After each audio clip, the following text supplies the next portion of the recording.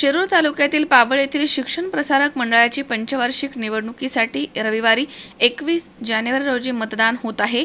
यावेळी 2 वजनदार गट आणि तिसरा स्वतंत्र गट निवडणूक लढवत आहे। अत्यंत अटीतटीच्या लढाईमध्ये तटस्थ मतदारांची भूमिका निर्णायक ठरण्याची शक्यता आहे। मात्र विजयी गटाला शाळेचे वैभव पुन्हा प्राप्त करून देण्याचे शिवधनुष्य पेलावं लागणार आहे।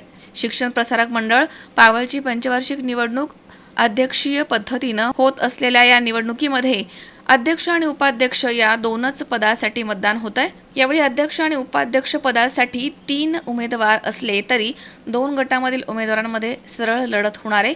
या निवडणुकीमध्ये अध्यक्षीय पदासाठी पाबळ ग्रामपंचायतचे माजी सरपंच आणि विद्यमान सदस्य सोपान जाधव आणि उद्योजक तसेच शिक्षण प्रसारक मंडळाचे माजी सचिव योगेश चौधरी आणि सामाजिक कार्यकर्ता एकनाथ चापोडे या 3 उमेदवारांमध्ये चुरशीची लढत होत आहे।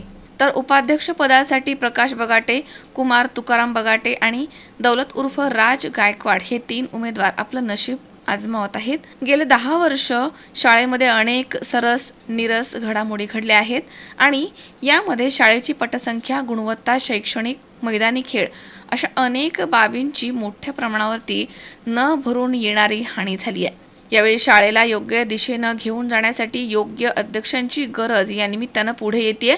त्यामुळे कमीत कमी शैक्षणिक क्षेत्रामधील राजकारणाला कुठेतरी लगाम बसेल, भविष्यामध्ये शैक्षणिक दर्जा सुधारण्यासाठी मदत होईल अशी अपेक्षा सभासदांकडून व्यक्त होतीये। त्यामुळे शाळेला उच्च स्तरावरती आणि उच्च स्थानावरती घेऊन जाण्यासाठी गतवैभव प्राप्त करून देण्यासाठी योग्य दिशेनं घेऊन जाण्यासाठी या तिरंगी लढतीमध्ये तटस्थांची सुशिक्षित सुज्ञ सभासदांची भूमिका निर्णायक ठरू शकते अशी निश्चितपणे चर्चा आहे। सुनील पिंगळे, सी 24 तास, शिक्रापूर।